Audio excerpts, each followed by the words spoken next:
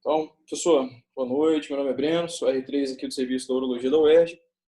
O artigo que a gente trouxe hoje para discussão, como já introduzido pelo professor, é um artigo bem importante, escrito pelo Patel, Rocco, Rafael Coelho, entre outros, e é um artigo que visa justamente medir e avaliar a extensão extraprostática e o uso dela para a gente realizar uma cirurgia com preservação nervosa na prostatectomia radical de forma graduada e segura. Então, uma introdução breve em relação ao artigo, né? Entre a avaliação da nerve sparing e a extensão extraprostática. Como definir as margens de segurança? O artigo ele visa, então, estabelecer um modelo de teste preditivo onde a gente avalia a extensão extraprostática das células neoplásicas. O público-alvo são pacientes com câncer de próstata, que são elegíveis para cirurgia. Eles avaliaram, então, o método de análise foi através da patologia da próstata e dos tecidos periféricos, definindo e medindo o acometimento das suas margens, e o foco do estudo é justamente a gente determinar um limite de segurança para a gente poder realizar uma preservação desse plexo vasculonervoso, do nerve sparing, de forma graduada. Então, o que é a extensão extraprostática? A extensão extraprostática é definida desde 93 por Epstein como um tumor fora da próstata que se estende aos tecidos moles periprostáticos. Epstein, lá em 93, ele conseguiu determinar que essa extensão ela poderia ser focal ou não focal. Sendo a focal a presença de algumas glândulas neoplásicas fora da próstata, em 2 ou menos lâminas, e a não focal além disso. Esse contexto, essa definição foi reavaliada por Wheeler em 98, onde ele também a reavaliou e disse que definiu, que poderia se estender não menos do que um campo de alta potência fora da próstata e não mais do que 2 seções ou lâminas separadas. E Davis, em 2008, foi o primeiro a conseguir avaliar a extensão radial, através de um micrômetro ocular e definir qual era a distância perpendicular da protusão tumoral até a margem do estômago prostático. E aí, revi algumas coisas dentro dessas definições e cheguei num artigo de Mubon, em 2016, onde ele avalia qual é o impacto dessa extensão extraprostática no paciente que tem uma margem cirúrgica negativa e onde não tem linfonodo acometido. Ele avaliou, então, dentro de 2 grandes centros, um estudo retrospectivo de 12 anos, onde ele conseguiu separar 490 pacientes, e desses 490, 244 foram bem definidos como T3, com margem cirúrgica negativa. Dentro desses 247 pacientes, ele conseguiu separar os pacientes com invasão, com extensão extraprostática focal e não focal, onde mais da maioria, 150 pacientes, eram só com lesão focal. Dentro desses 247 pacientes, ele conseguiu determinar muito bem que 53%, ou seja, mais da metade, eram pacientes que tinham essa extensão bem definida na região posterolateral, 19% região posterior, 12% no anterior, 9% no ápice, 7% na base. E dentro desse estudo, ele chegou à conclusão que tanto a extensão extraprostática quanto um Spore Gleason mais avançado, eles foram considerados fatores preditivos independentes de recorrência bioquímica, ou seja, o paciente tinha mais chance de ter recorrência bioquímica. E aí, esse é aonde que eu quero chegar. Aqui tem um esquema gráfico, então, da região posterolateral, onde a maioria dos pacientes apresentava essa extensão extraprostática, e na região posterolateral é justamente onde a gente tem a passagem do feixe vasculonervoso. Então, quando a gente para pensar numa cirurgia de nerve sparing, é justamente ali onde pode ter a presença de células tumorais, além da cápsula, que pode levar esse paciente à recorrência bioquímica. Outro estudo, até um pouco antes de 2015, de Jeong, justamente também avaliando qual a relação dessa extensão extraprostática e da sobrevivência desse paciente depois da prostatectomia radical.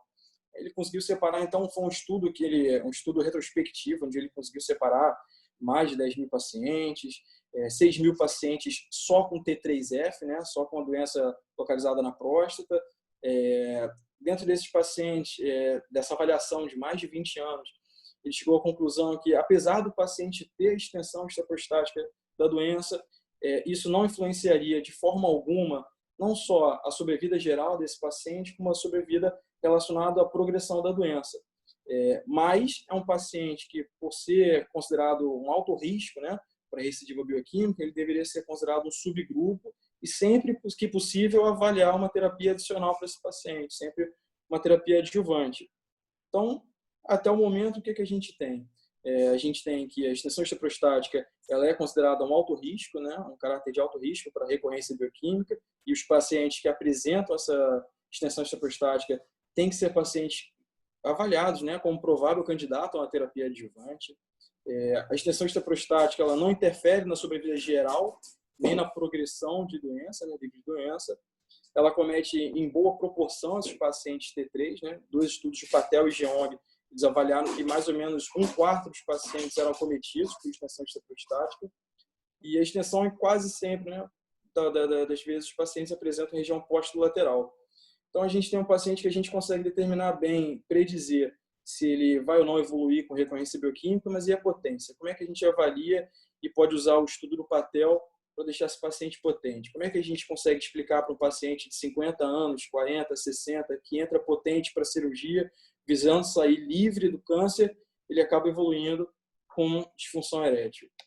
Então, aí entra o estudo do Patel. O estudo do Patel ele foi avaliado num único grande centro, operado por um único cirurgião, e foi um teste, né? É um primeiro teste preditivo que a gente tem a princípio, que ele é capaz de estimar a presença e o grau da extensão tumoral extraprostática, né?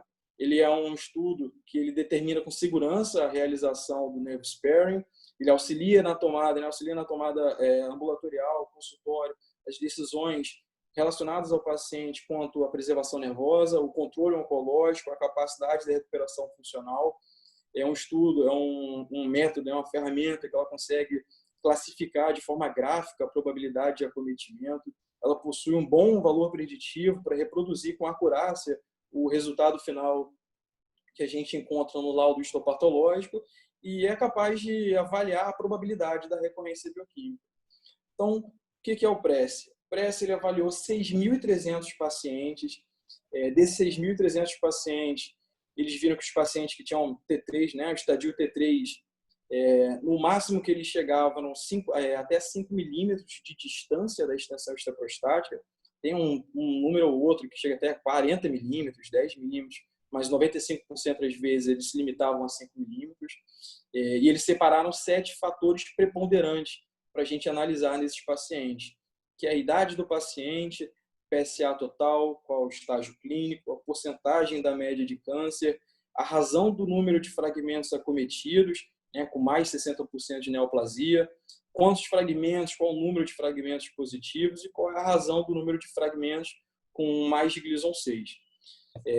Eu tomei aqui a liberdade de mostrar, né? Isso aqui, então, são as variáveis. Dentro dessas 7 variáveis, a gente poderia incluir o paciente em extensão extraprostática presente ou não presente, com extensão extraprostática de 1 até 4 milímetros. E aí ele apresenta esse gráfico para a gente. É um gráfico do lobo esquerdo, lobo direito, e qual é a probabilidade de ser acometido. É um estudo que é muito bom, mas eu já tinha até tido a oportunidade de ter acesso a ele, mas tem um grande problema. Foi até o professor Anacleto que me apresentou a primeira vez. Não sei se vocês estão conseguindo ver minha tela, mas essa é uma biópsia do INCA. E essa biópsia do INCA, ela acho que é a mais completa que a gente tem, né? Tirando as externas de laboratórios particulares. E ainda assim, ela não separa. Apesar de ela separar o ápice direito, médio, o ápice esquerdo, médio, base, ele não separa se é um fragmento medial ou lateral. Então, quando você tenta aplicar esse modelo dentro do PRESS, a gente não consegue ter tanta acurácia, né, para determinar se esse paciente tem ou não a probabilidade de ter uma extensão extraprostática. Então, eu separei um paciente do nosso serviço de 66 anos, paciente que ainda não foi operado, ele tem um Gleason 7 na sua maioria, em lobo direito, cometendo tanto ápice, médio e base, PSA 10, a 10,9, né, mas eu só consegui botar aqui 10, e também tem uma lesão de menos de 5% na base esquerda. Então, jogando para o gráfico, ele apresenta esse gráfico para a gente. Esse já é um gráfico colorido.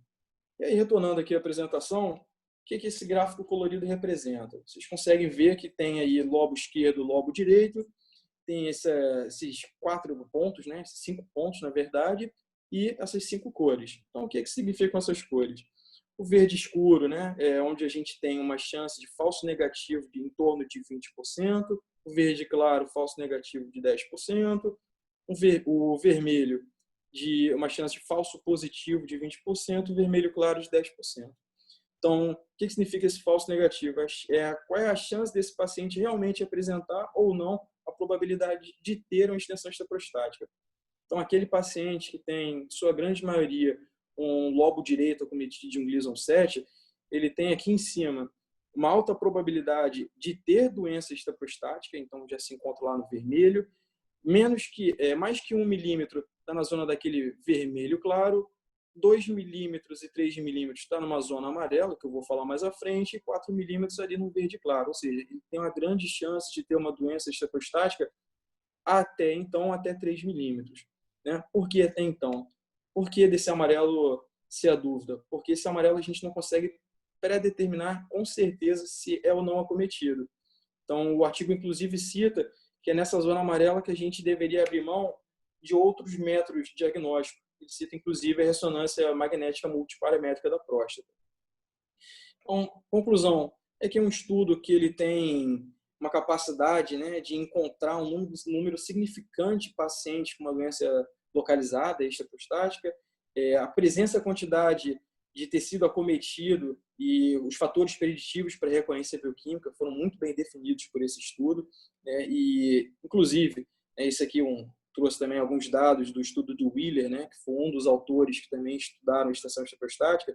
Eles viram que em 13% dos pacientes que tiveram doença confinada ao órgão, 13% evoluíram com recorrência bioquímica. E quando a gente conseguia identificar a extensão extraprostática, né, esse paciente ia para 27%, ou seja, os pacientes que tinham extensão extraprostática, a gente não identificava na hora da cirurgia, ou antes da cirurgia, melhor dizendo, né, depois no acompanhamento, no follow-up, a gente via que 20%, ou seja, o dobro daqueles pacientes evoluía com recorrência. Em estudos prévios, né, Horrores, Steuber, que foram estudos que também avaliavam a extensão extraprostática, a lateralidade, eles prediziam a probabilidade da presença, mas eles nunca conseguiam chegar à quantidade, né, quanto que era cometido da doença.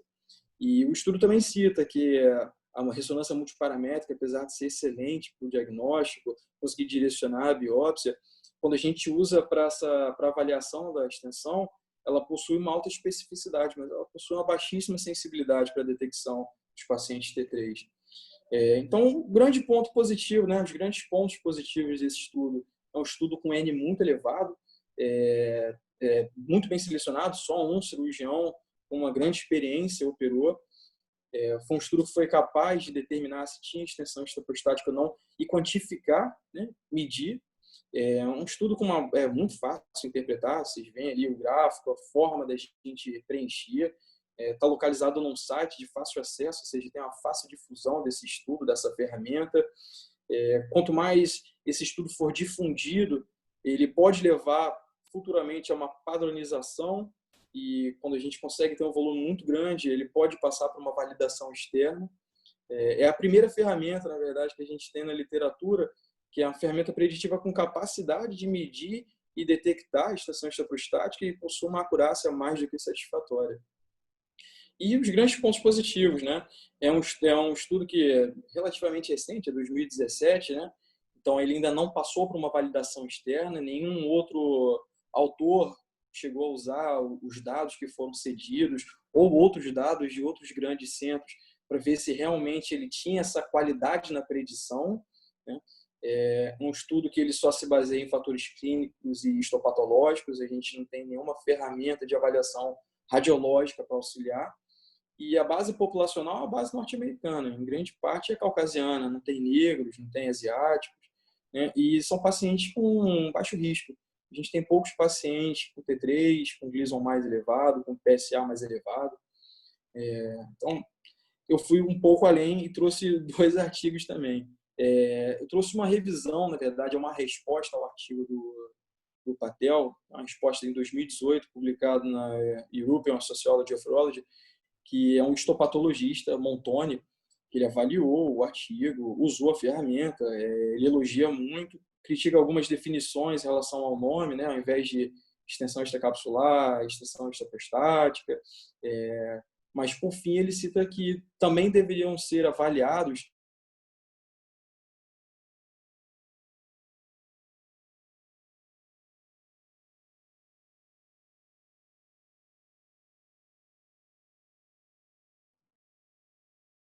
Breno, tá aí? Parar de ouvir também. Tá todo Caiu, mundo... caiu. Não, eu não tô ouvindo o Breno, não. Não, mas Também não. tá todo mundo online, menos o Breno, né? Ele deve entrar de novo. Artigo de 2018 dos dois. Voltou. É uma... Breno. Oi. Fala. Tá ouvindo, Breno? Tô sim. Você ficou um bom tempo falando sem que ninguém te escutasse. Putz, que merda, cara. 30 segundos. 30 segundos. Não foi. Beleza. Volta no seu slide. Esse eu parei último. qual dos dois, cara? Esse slide. Tá. O Montoni, vocês chegaram a ouvir que eu falei sobre a resposta aí do artigo? Quando você começou a falar dele, que você caiu. Ah, beleza. Então, esse artigo de Montoni, né, o primeiro aqui da esquerda, Words of Wisdom, né, Palavras de Sabedoria, justamente Montoni é um histopatologista italiano e ele avaliou essa ferramenta de predição, principalmente na parte histopatológica. Ele faz assim, grandes elogios ao artigo, né, a ferramenta muito boa, é a primeira capaz de avaliar de forma objetiva e prática se tem ou não extensão extraprostática. Cita algumas alterações, né, que ele deveria fazer na nomenclatura, em vez de extensão extracapsular, extensão extraprostática, enfim. Mas, por fim, ele critica a única coisa, que deveriam ser também avaliadas algumas alterações histopatológicas, né, a presença de carcinoma intraductal, presença de arquitetura cribiforme, como fatores preditivos para esse paciente evoluir com uma recorrência bioquímica. E o artigo aqui do lado da direita, que é um artigo de revisão, também por Patel, enfim, é um artigo agora lançado em 2019, onde ele faz uma validação externa de todos os outros métodos preditivos que a gente possuía. Parting Table, né? Alguns estudos de Jeong, enfim, outros autores também prediziam, né, a extensão extraprostática. E ele cita que assim, todos eram muito bons ao seu momento, à sua época. Todos conseguiam, ao seu momento, determinar se tinha ou não extensão extraprostática, a probabilidade, a lateralidade, mas nenhum deles consegue fazer a medição, consegue avaliar qual a extensão. Ou seja, é um artigo meio que demagógico, né? Puxando a sardinha um pouco para o lado dele, mas ainda assim, no final, ele mesmo cita que a ferramenta do PRESS é uma ferramenta muito boa, que não consegue se igualar aos outros, ou seja, é superior porque consegue chegar na extensão da doença, mas ainda falta avaliação radiológica, enfim. Então, essa foi a avaliação, um artigo muito bom, a ferramenta do PRESS muito boa, e eu realmente não consegui aplicar a ferramenta da melhor forma. Oi, estão ouvindo? É um artigo muito bom, uma ferramenta muito boa, excelente. A única crítica, na verdade, até fui falar com a Eugênia, é que a gente, no nosso serviço, a gente faz a biópsia que seria muito bem aplicada ao PRESS. Eu, inclusive, fiz 2 ou 3 vezes com ela e a gente faz a biópsia certinha. O ápice, a gente pega a parte medial, lateral, enfim. Seria excelente, mas a gente não consegue separar para patologia, né? Talvez essa possa ser até uma forma da gente, uma crítica construtiva, da gente conseguir implementar isso no serviço, até para quem sabe no futuro, o estudo, enfim.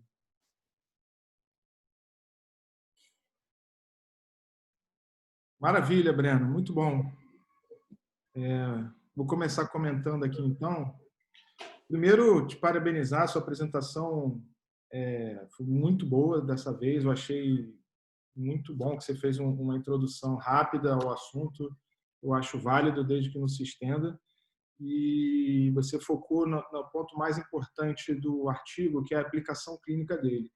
A gente aqui não é estatístico para ficar falando sobre como se chegar a esses números. Se você for ler o artigo, quem lê o artigo, é um artigo até denso do ponto de vista assim, estatístico, para você entender como se chegam a essas conclusões, né?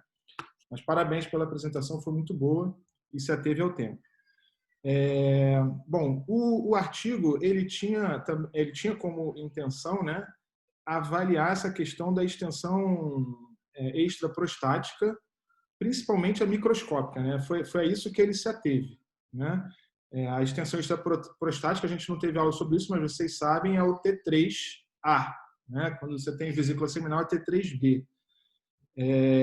E nos tumores de alto risco, essa probabilidade é muito alta, né? Então, quando a gente vai operar um tumor de alto risco, a gente dificilmente vai se propor a fazer uma cirurgia preservadora de nervos, nessa magnitude aí milimétrica, né? Não tem como. Um Gleason 8, você já vai ter que fazer linfadenectomia, né? A não ser que ele seja, por exemplo, unilateral. Os tumores de baixo risco são tumores que a gente naturalmente entende que ele não vai ter extensão extraprostática. São tumores de baixo risco, exceto se ele tiver numa localização muito desfavorável, né?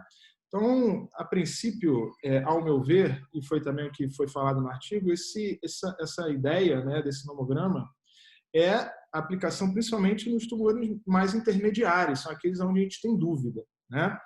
Como foi falado no artigo, e a gente sabe, a ressonância como um fator, como um planejamento cirúrgico, ele é muito bom quando ela é positiva, né? Então, se você faz uma ressonância, seja numa ressonância de screening, que é a principal indicação da ressonância, ou, porventura, um paciente chega com uma biópsia e você pede uma ressonância a seguir, no intuito de fazer um planejamento cirúrgico. Imagina que seja um paciente com risco intermediário.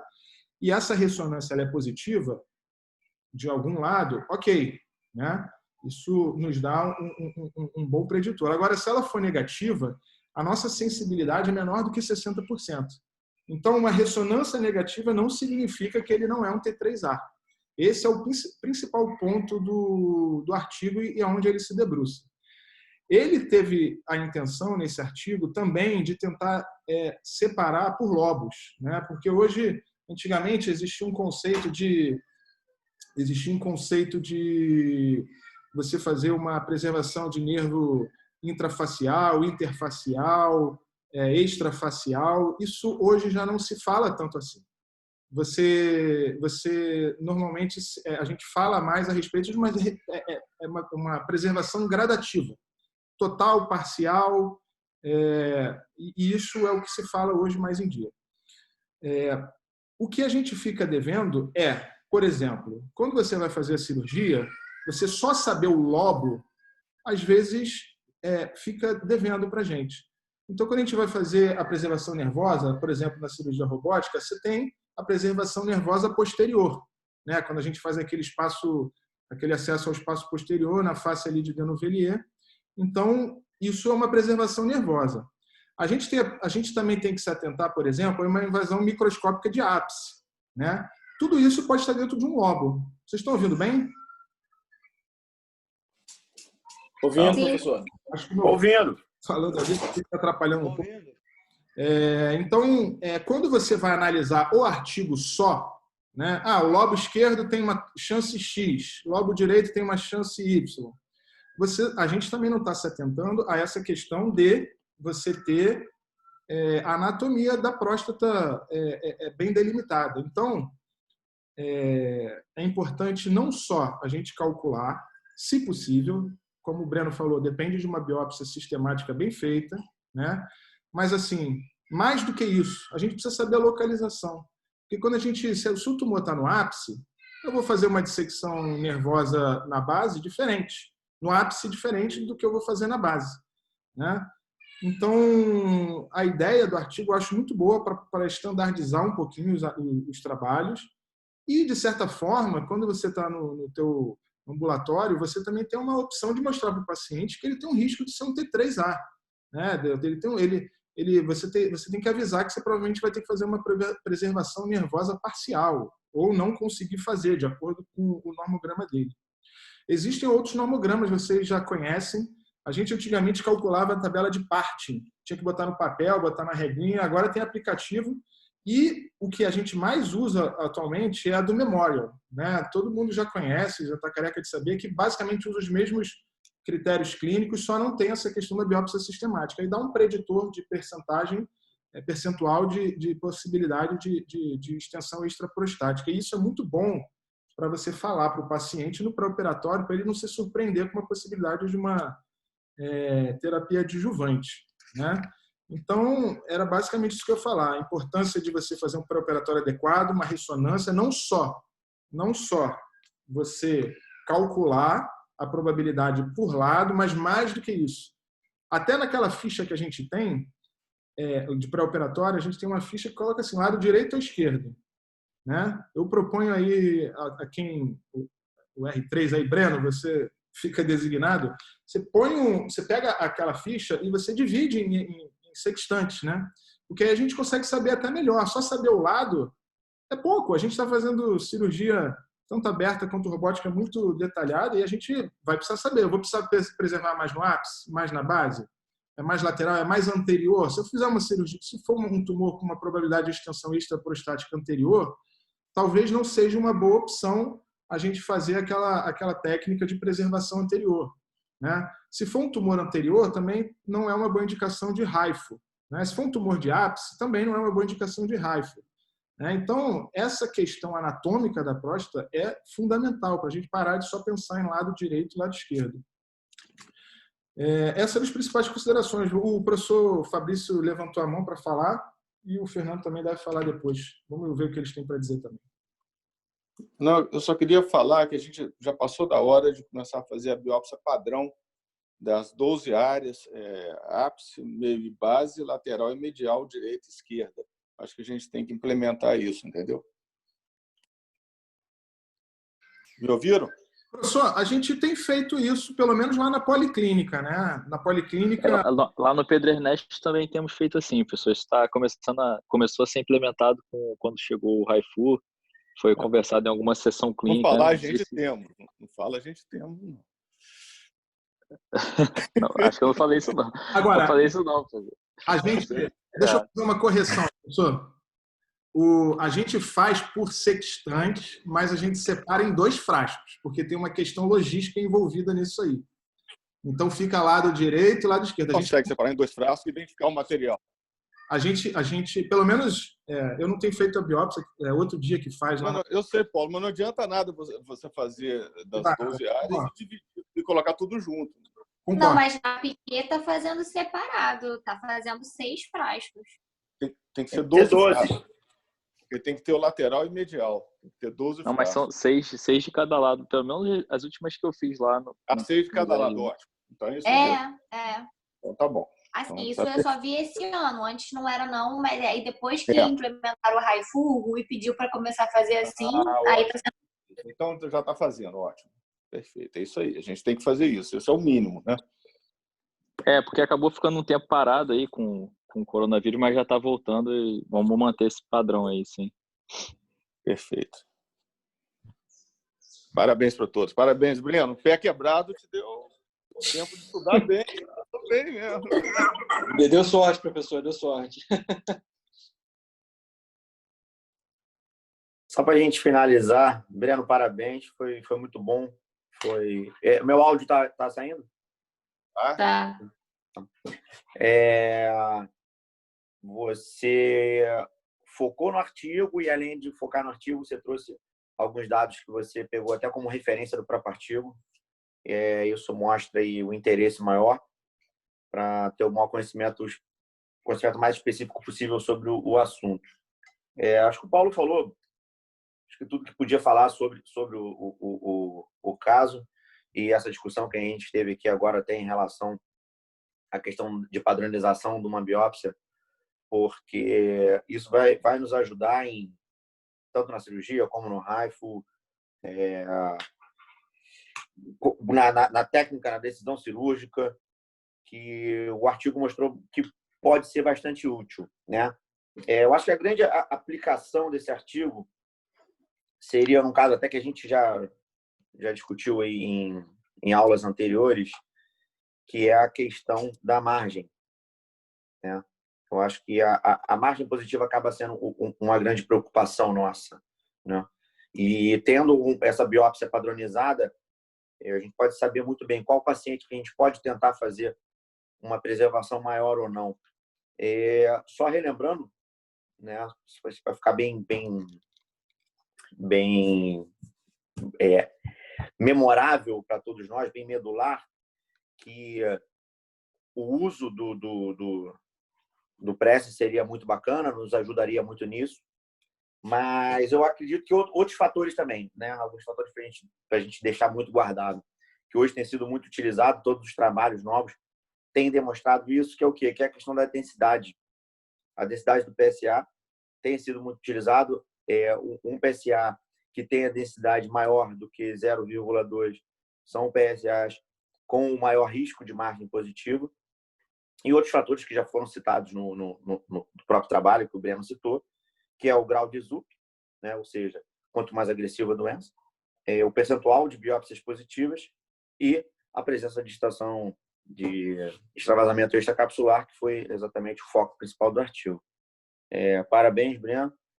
Excelente apresentação e eu achei muito bom esse artigo, até que para tentar nos padronizar aí a partir de agora, tentar separar os 12 frascos. Eu não sei qual é a dificuldade disso, mas seria muito interessante.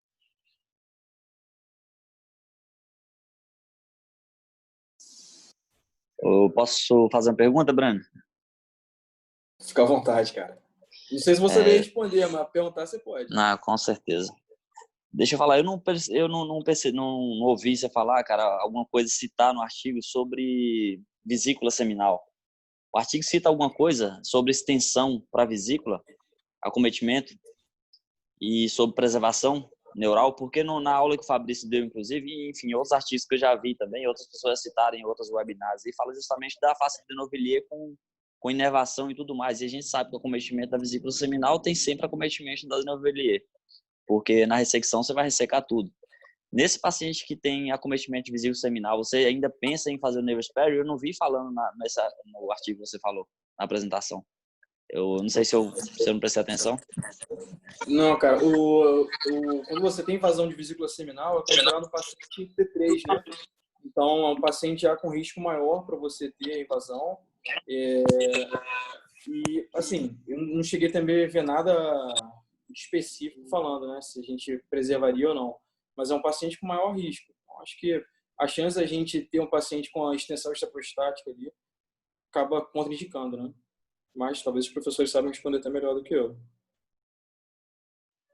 Aloysio, a invasão da vesícula seminal seria um T3B, né? Sim. E muitos estudos mostram também que quando você tem invasão da vesícula seminal, ela não é no fundo dela, lá na ponta dela, né? Ela é justa prostática, né? Isso até é uma teoria que já se foi feito, e tem gente que ainda mantém isso, de você até não ressecar o fundo da vesícula, em pacientes, claro, de baixo risco ou no máximo de risco intermediário, né? Mas esse artigo, em tese, ele se debruça mais nessa questão dos pacientes mais... Ele envolveu pacientes de todos os grupos de risco, mas principalmente os de risco intermediário, que você tem uma baixa probabilidade de ter ser um T3B. Um paciente que você sabe antes da cirurgia, por uma ressonância ou por uma alta probabilidade dele ser um T3B, ou seja, tem invasão da vesícula seminal, ele não é um bom candidato para você fazer o sparing, né? Esse já é um paciente considerado um paciente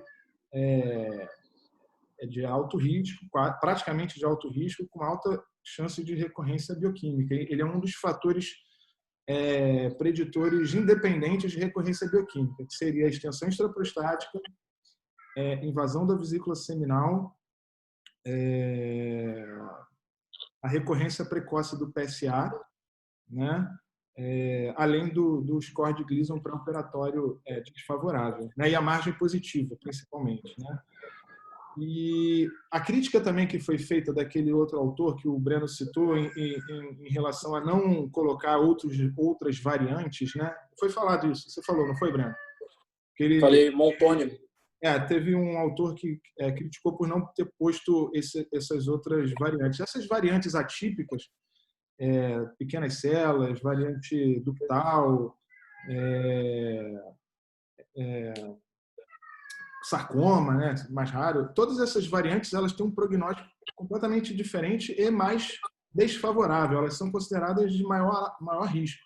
Então, se você sabe que é um adenocarcinoma ductal, né, é raro, mas a gente vê na UERJ pequenas células, neuroendócrino, sarcoma. Então, esses pacientes certamente não são bons candidatos também a fazer o sparing. E eu concordo também que não tem como fazer um estudo um N tão pequeno desses pacientes e avaliar essa possibilidade. Eles foram excluídos do estudo. Né?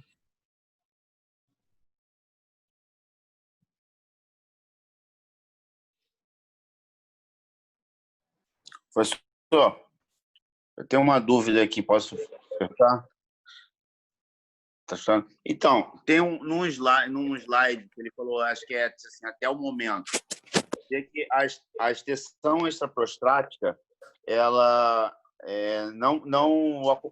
esse fator de ter a extensão extraprostática não mudava a sobrevida, mas que mudava tinha alteração na progressão da doença e alguma outra coisa que eu não lembro, que era mais a probabilidade de recidiva bioquímica era maior.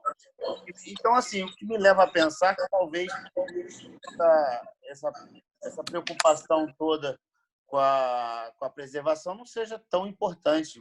Teria como me explicar melhor isso? Ô, Breno, você lembra desse slide lá que você botou? Até o momento, temos. Lembro, cara.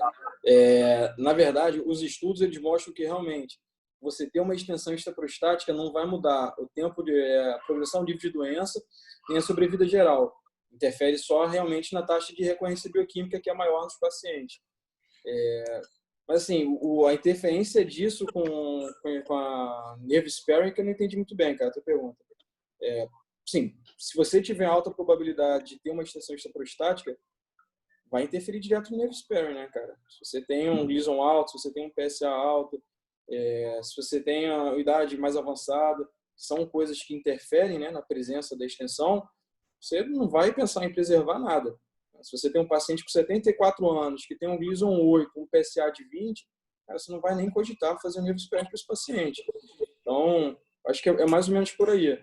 Não vai impactar realmente o paciente, que a sobrevida dele vai permanecer a mesma que de pacientes com risco mais baixo, né, T2, T1, mas tem essa questão. A gente não vai poder oferecer para ele uma cirurgia que favorecesse ele recuperar aquela potência que ele tinha antes. Então, mas é por isso que eu estou falando, porque eu acho que eu entendi. A dúvida dele é o seguinte: importa é a sobrevida, pô. Meu amigo, a sobrevida depende. Se você tem 47 anos e um câncer de próstata, não é só a sobrevida que vai te importar, cara. Peraí, deixa eu botar ordem aí na casa. O litígio, presta atenção. O Breno falou certinho, tá? Essa sua pergunta, ela faz sentido, né? Tendo em vista a última aula que a gente teve, né, de vigilância ativa dos pacientes que dificilmente vão morrer por câncer de próstata. Se você pegar esses pacientes aí de risco intermediário, PSA menor do que 10, com uma possibilidade de ter uma pequena invasão extraprostática, esse é um paciente que ele dificilmente vai morrer de câncer de próstata. Foi o que o Marcelo falou na última aula. A gente pega um paciente sadio e a gente cria uma doença nele. Esse é o grande dilema da cirurgia de prostatectomia radical e do tratamento do câncer de próstata, né? Daí veio a vigilância ativa, daí veio o RAIFO, né? E outras terapias ablativas. Então, a gente precisa preservar o nervo. O fato de você ter a recorrência bioquímica e isso não ter implicação em sobrevida global num primeiro momento, seja porque você não tem tempo, não tem estudo que banque isso, faz muita diferença também, né? Porque se você... a recorrência bioquímica implica no paciente, né? Se você deixar margem positiva num paciente desse, você vai ter que fazer radioterapia e as complicações associadas, e eventualmente você vai ter que fazer até um bloqueio hormonal temporário, né? Então, o grande dilema do urologista hoje, que faz cirurgia de prostatectomia radical, é esse, é pesar na balança, e eu acho que isso é um aprendizado eterno, né? O próprio Patel fala isso nas aulas deles, endless curve, né, de aprendizado, né? E a grande questão é essa, é você saber ponderar até onde você vai no sparing, e hoje é uma exigência dos pacientes, os pacientes vêm com essa demanda. Doutor, você vai preservar só de um lado, vai preservar dos dois, vai fazer uma preservação parcial? Você precisa falar isso para o paciente, né? Porque, embora você tenha que tratar oncologicamente o paciente e ter margens negativas, você precisa tentar ao máximo preservar nervos para que ele possa ter uma qualidade de vida. Afinal de contas, é um paciente assintomático que você está tratando um câncer de próstata. Não sei se eu te respondi.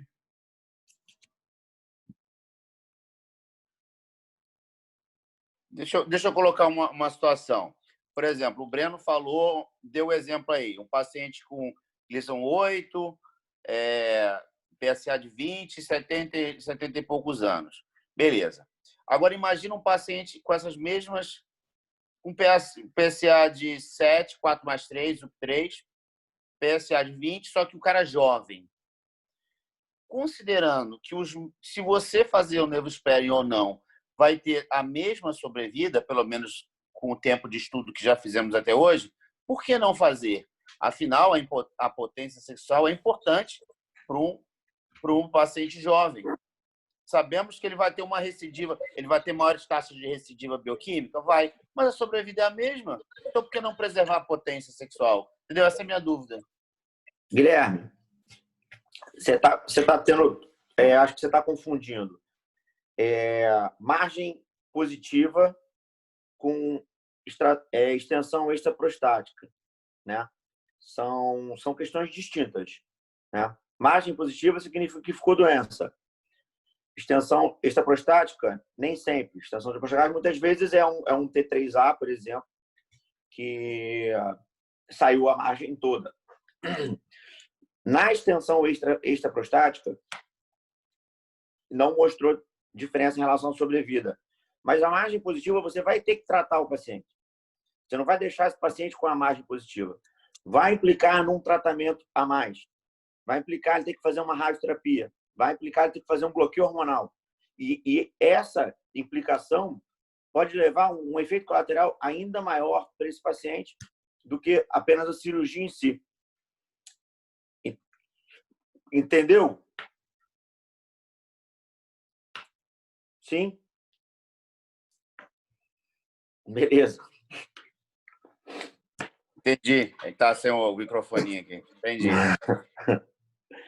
Tá. E aí, pessoal, alguém quer falar mais alguma coisa?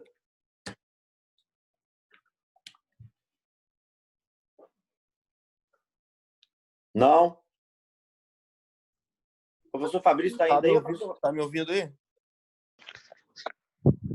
Estou ouvindo. Quem está falando? Guilherme Braga. Fala, cara. Rapaz, fugindo do assunto aí, só pegando um gatilho do Lite aí. O paciente fez uma radical de próstata e aí chegou com isto patológico a mais comprometida. Eu já posso indicar a radioterapia de cara para ele ou eu aguardo o PSA subir, no caso? Ele chegou o quê? Com a margem mais comprometida. Eu já posso indicar a rádio de cara para ele? Boa pergunta. Essa pergunta é uma pergunta boa, porque é uma pergunta que tem várias respostas, digamos assim. Você sabe qual é o histopatológico desse paciente? Estou dando um exemplo. Veio com mais comprometida, vesícula comprometida. Ficou doença. Ó, calma. Vesícula comprometida é uma coisa. Porque margem comprometida é outra. Vesícula eu fui infeliz, que a vesícula sai junto. Ele quer saber quando que você faz a radioterapia, se precoce ou aguarda o PSA. Isso. Então, Guilherme, isso depende também, Guilherme. Depende do Gleason, depende... Tá dando eco aberta, gente. Guilherme, tá me ouvindo? Estamos te ouvindo, cara. Tá um eco grande, mas tudo bem. Tá ouvindo, pode falar. Depende do fator depende do grau de Gleason, do SUP desse paciente. Hoje, o que está sendo preconizado? Né? Tá preconizado uma radioterapia adjuvante, ou seja, mais precoce, que não seria a radioterapia de resgate, quando é um paciente um T3B com invasão de vesícula seminal, ou com Gleason muito elevado, ou seja, de SUP4 para cima. Então, tem sido preconizado isso, mas isso não é uma regra. Nós, lá no serviço, a gente tende a fazer a radioterapia de resgate, que seria o quê? A radioterapia a partir do momento que o PSA tiver uma elevação, tá? A elevação hoje é 0,2. Quando o PSA passa de 0,2, a gente tende a indicar a radioterapia para esse paciente. A radioterapia adjuvante, que seria mais precoce, a gente deixa restrito para paciente com um risco mais avançado, com a doença de mais alto risco e com cometimento de vesícula seminal. Deixa eu complementar o Fernando. Essa pergunta do Braga, ela é muito boa, mas como o Fernando falou, ela tem variações aí de acordo com o perfil do paciente. É isso mesmo. Um fator muito importante, são dois, ao meu ver. É a margem, se é uma margem microscópica ou se é uma margem macroscópica, se é uma margem grande, né? O tipo de margem que ficou, uma margem pequena ou uma margem grande. O Gleason da margem que ficou é muito importante. E o mais importante hoje que, assim, claro, se for um T3B com margem positiva, com ISUP elevado, é um paciente que dificilmente vai ficar fora da radioterapia, adjuvante ou de resgate, né? Agora, talvez o fator que seja o mais importante, que o Fernando falou, é o PSA, né? Porque, eventualmente, por mais que você tenha feito uma prostatectomia, vamos supor que você fez uma prostatectomia muito bem feita e ficou uma margem exígua, uma margem muito pequena de margem positiva. E aí você, com um mês de pós-operatório, o paciente tem um PSA 0,01. Você vai irradiar esse paciente? Eu acho que se fizer uma pergunta dessa numa plenária, 9 em 10 não vão irradiar, né? Então, eventualmente, existem situações onde a margem positiva, né, como eu falei, pequena, o PSA, que para mim é o principal preditor, né? O PSA zerado, você fez a cirurgia, você tem uma ótima oportunidade para avaliar essa cirurgia através do PSA. Né? Agora, do contrário, uma margem macroscópica grande, paciente T3B, paciente já de alto risco pré-operatório e com PSA que não é nem recorrente, é um PSA que não zerou, e esse paciente ele dificilmente vai se livrar de uma radioterapia. Agora, o contrário, o PSA ele se torna um grande preditor ali de radioterapia adjuvante. E tem que saber separar também a radioterapia adjuvante, que seria uma radioterapia mais precoce, antes da elevação do PSA, antes de 6 meses, geralmente, que é o que poucas pessoas fazem, até porque muitas das vezes o paciente está se recuperando de um processo aí cirúrgico, de uma continência urinária que ele precisa se recuperar. E o que é mais feito é radioterapia adjuvante, né? Que se espera 6 meses em geral, e a gente aguarda a elevação do PSA, mesmo com esses fatores adversos, um T3B, uma margem positiva, e nesses pacientes, que é um outro cenário, que se indica, na maior parte das vezes, aquela famoso exame aí que vocês têm ouvido falar, que a gente não tem disponibilidade na UERJ, que é o PET-PSMA, para avaliar a radioterapia, se vai fazer ou não, e se é uma radioterapia só na loja, se é uma radioterapia que envolve toda a pelve, em alguma região mais pontual que você vai radiar, aí vai depender de uma série de fatores e não existe uma resposta única para isso. Mas é uma excelente pergunta do Braga.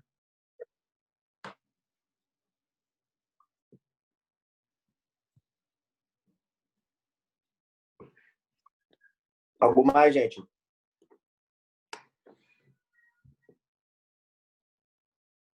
Pessoal, semana que vem, então, vai ter a aula do professor Auros Dourado. Tá? A gente vai depois até anunciar lá no grupo da UERJ. O Auros é um colega nosso lá do Piauí que a gente está mudando, saindo saindo da próstata, está passando para o rim, e para dar um descanso, espairecer, mudar as ideias. A gente vai passar um período aí pelo rim. Eu mandei um cronograma que a gente elaborou no grupo aí nosso, das próximas aulas. A próxima aula é do Auros. Ele vai falar sobre planejamento pré-operatório de nefrectomia parcial. Ele fez um aplicativo muito, muito bacana, que foi em capa da European Urology, então a gente vai ter a oportunidade de conversar com ele. Na outra semana é o Ernesto, que já tem um artigo também. Aí eu já coloco no grupo. O artigo depois do João também está. Depois tem uma aula do professor Vitor Dubé, né? Acho que era basicamente isso. Semana que vem também, se inscrevam, tem o Congresso de Urologia, é um congresso muito bom, ele vai ser sexta e sábado, tudo online. Talvez sexta vocês tenham dificuldade de participar, mas sábado é um congresso que participa todo mundo. Ele normalmente, o congresso presencial é o maior congresso de urologia do mundo, fora o congresso americano. E todos os principais nomes aí da urologia mundial vão estar presentes. Acho importante vocês participarem. A inscrição é gratuita, a princípio, para residentes, até onde eu sei, para sócios da SB Wide Implant. Eu estava falando, vocês estavam ouvindo? Eu ouvi tudo. Todo mundo ouvindo. Então, finaliza aí. Ô, Paulo, tem que convidar o pessoal de fora também para a aula da semana que vem. O Miguel pediu para avisar. Então, tem pessoal que querem participar. Professor Fabrício, quer falar? Então tá, pessoal. Um grande abraço. Boa noite para todos. A Eugênia termina, né? Buenas noches. Boa noite, gente. Boa noite. Boa noite. Valeu, abraço. Até amanhã. Eu tive que sair embora da reunião, o professor Damião estava me ligando aqui. Valeu, boa noite.